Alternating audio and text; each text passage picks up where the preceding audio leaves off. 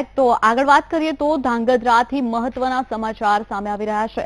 જે રીતે સુરેન્દ્રનગર અને હળવદમાં જૂથ અથડામણ મામલો સામે આવ્યો હતો, તેવી જ રીતે ધાંગધ્રામાં ભરવાડ સમાજ દ્વારા આજે ધાંગધ્રા બંધનું એલાન પાડવામાં આવ્યું છે। બંધને પગલે આજે શહેરીજનો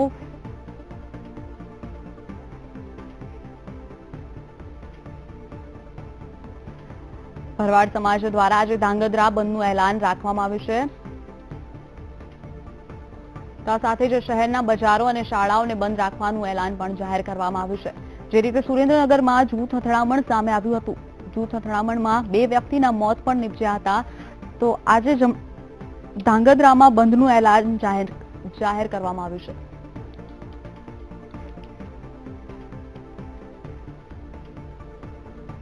તો સાથે જ અમારા સંવાદદાતા હિરેન ડાંગરેચિયા જોડાઈ ગયા છે। તો હિરેન, જણાવશો કે ધાંગધ્રામાં જૂથ અથડામણને લઈને આજે ધાંગધ્રામાં બંધનું એલાન રાખવામાં આવ્યું છે, ત્યારે ત્યાં ધાંગધ્રામાં હાલની શું પરિસ્થિતિ છે?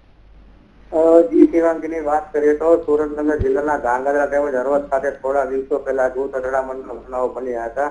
તે દરમિયાન 2 વ્યક્તિના મોત નીપજ્યા હતા, જ્યારે અન્ય એક વ્યક્તિને ગંભીર ઈજાઓ પહોંચતા સારવાર અર્થે અમદાવાદ હોસ્પિટલ ખાતે ખસેડવામાં આવ્યા હતા। ત્યાં સારવાર દરમિયાન ગંભીર રીતે ઈજાગ્રસ્ત શખ્સનું ગઈકાલે અમદાવાદ મોત નીપજ્યું છે। ત્યારબાદ અમદાવાદ ખાતે પણ થોડી પરિસ્થિતિ વણસી હતી અને જેને ધ્યાને લઈ આજે ભરવાડ સમાજ દ્વારા ધાંગધ્રા બંધનું એલાન આપવામાં આવ્યું છે, જેને પગલે વહેલી સવારથી ધાંગધ્રાની બજારો સંપૂર્ણ બંધ છે, તેમજ શાળા અને કોલેજો પણ બંધ રાખવામાં આવી છે અને કોઈ અનિચ્છનીય બનાવ ન બને તે માટે ચુસ્ત પોલીસ બંદોબસ્ત ગોઠવી દેવામાં આવ્યો છે। જી શિવાંગી। જી વીરેન, સમગ્ર માહિતી બદલ આભાર।